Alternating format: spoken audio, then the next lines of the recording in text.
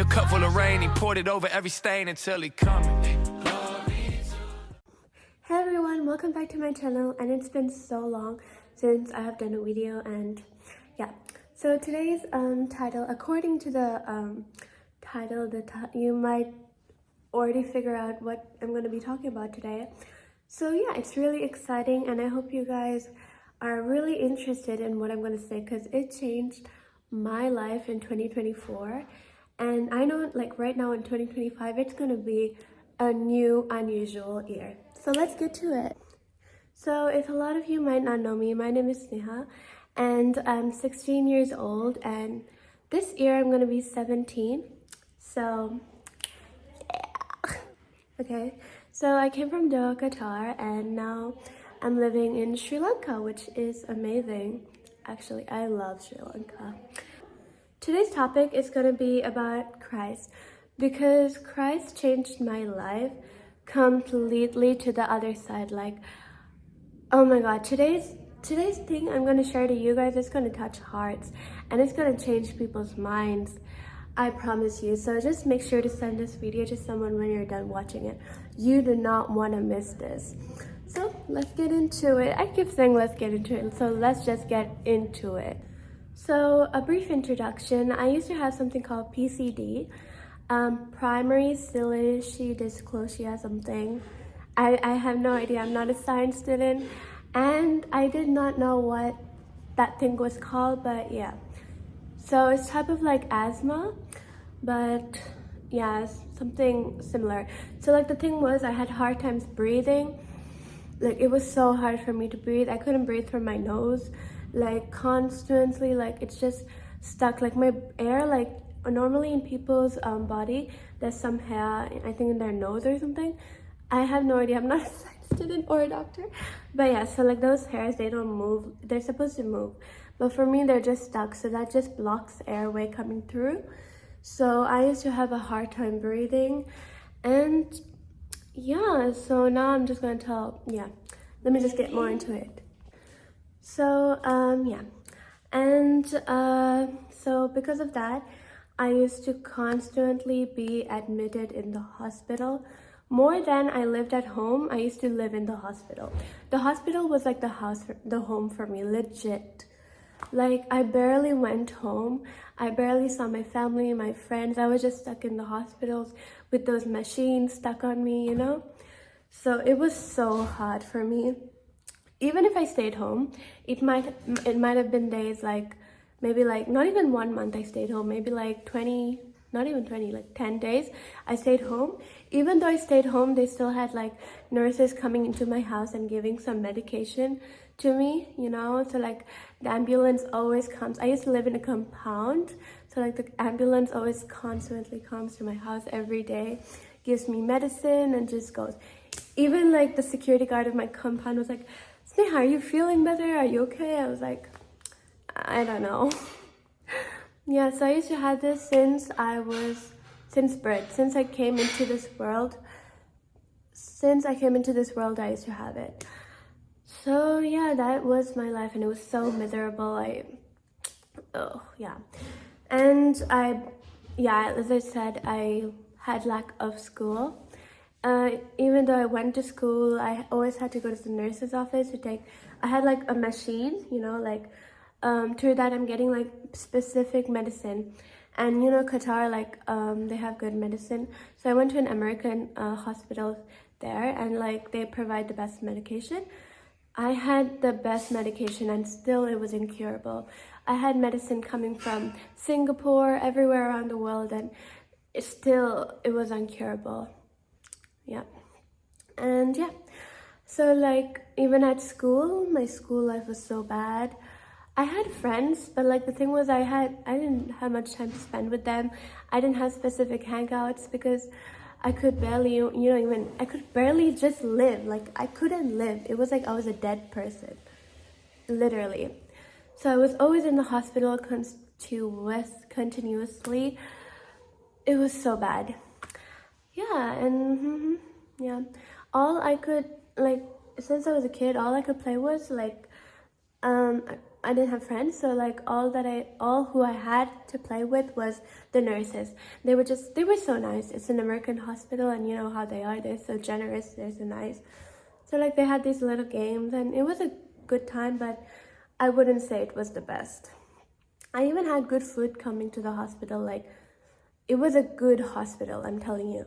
Like it was a well quality hospital. I had good food coming, but I could barely eat because I always kept like I always had to take medicine, so like I would still be shaky all the time, and I had like no energy to even eat. That was so hard to eat for me.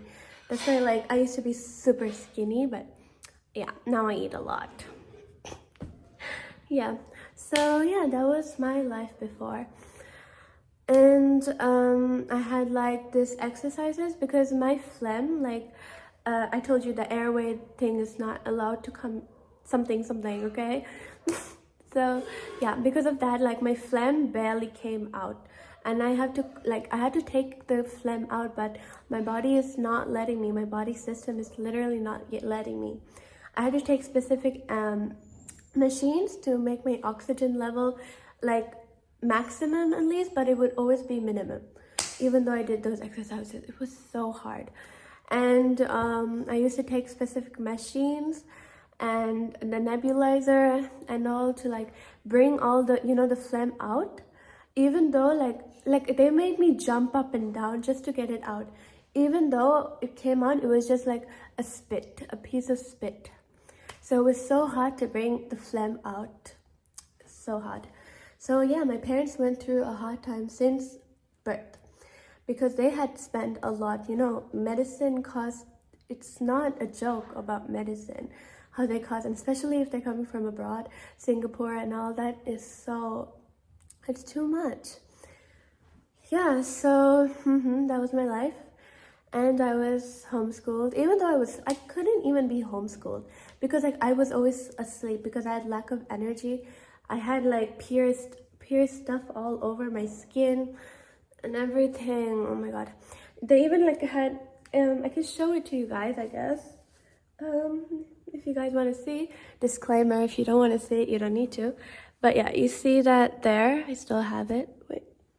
Yeah, that there. So they made me go through an operation in order for like to put a tube through it to my lungs or something to suck the phlegm out, I guess, and like to put medicine, and like through that they were putting medicine. My arm was dead, bro. I don't know how my body suffered, especially I was so thin and I had lack of energy. And the way I can't even imagine how I suffered through all that medication. I had pierced everywhere, like they literally put medicine everywhere. Like I had injections, just tell anywhere in my body I had injections there. Medication for every place in my body. I felt like a dead person, and specifically I couldn't eat cold stuff, so like ice cream and stuff, I couldn't have those. So it was so miserable for me because I was like, bro, not even ice cream. And now I kept eating so much ice cream. Yeah, so that was my life before. I was like, I was like a robot. Not even a robot, I was like a dead person. Like it was like, I had no idea how I was living. I didn't know what was keeping me on living until now. So, yeah. I hope I told you all of my brief introductions. Did I give you a brief introduction? If I didn't, like in middle of it, I might still remind you. So yeah, let's get into how Christ saved me, the title of the video. So, I had one of my mom's family friend, I guess, yeah. So he took us in a place to Sri Lanka, and that specific person he took me to, he has so much hate coming towards him. People hate him with all their heart, my bad. Like people literally cuss at him. So yeah, and the person that my mom's family friend took me to was Prophet Jerome Fernando. So I'm so thankful that happened. So that happened because oh yeah, I didn't tell you, since the day of my birth, doctors kept saying that I might be dying, I might die at any time, and they said I had to take medicine through my entire lifetime. So that means I wouldn't have a life. So yeah, they were like, she might die at the age of 4, she might die at the age of 10, she might die at the age of 15. Then when I turned 15, when I turned 15, I think after I came from vacation from Qatar, that was December, then January, I came to Sri Lanka. Then February, around February, that's the month of my birthday where I turned 16, but yeah, that was February 2024. On the 11th of February, I, like, the whole week of February, from 1st of February to the 11th, I had a continuous high fever. I would vomit so much. I would keep vomiting and vomiting and vomiting. And I was like a dead person. I was shaking. My body was so weak. I couldn't eat well. All I had in my body was soup. Even the soup, I like threw up after some time. And then we rushed to the hospital, and there's like some government hospital, and that hospital has like the biggest lungs doctors, I guess. And he also checked me, and he was like, the lungs are really bad and stuff. And yeah, so many doctors said I am gonna die at the age of 15. So in that time, my family friend took me to Prophet Jerome Fernando when I had that high fever. And then after that, he laid his hand one time on my head, and he just blew on my face. And then after that, at that moment, like my fever, it just left, and like my body, like it was like something heavy just left. I felt so fresh. I felt so relieved, and like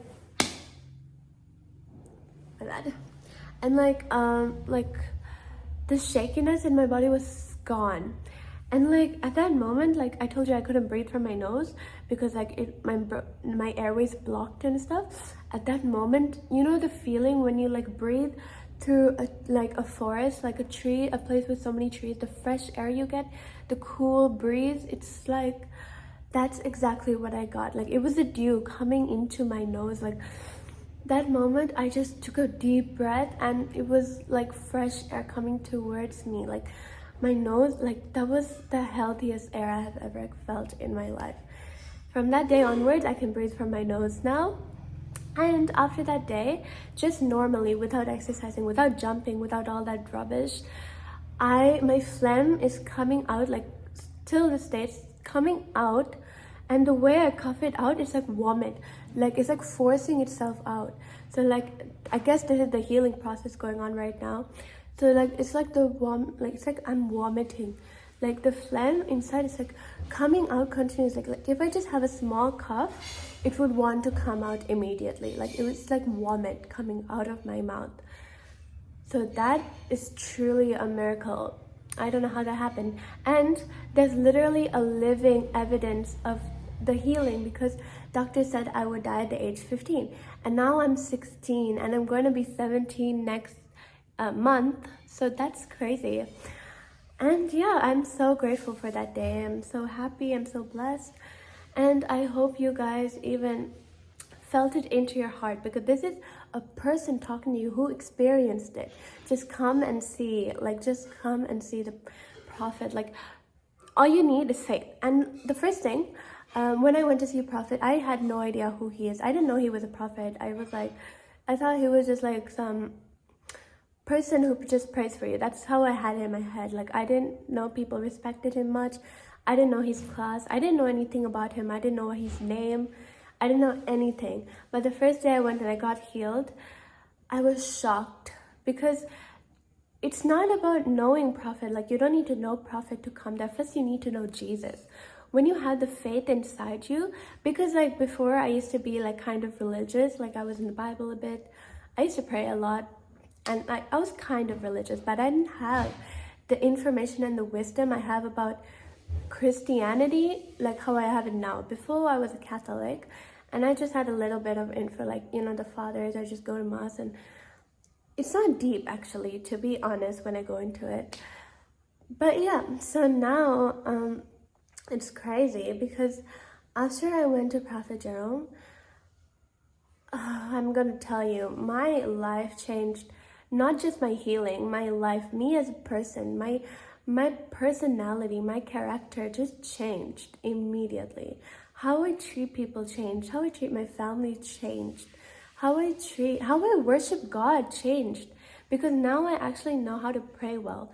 Before I had no idea what kind of praying I was doing. Like now I can get the word of God more, you know? It's like it's more clear now. I get God. Like before I was kind of like clueless because like the Bible, like I didn't understand it well. Now I can really understand the Bible, to be honest.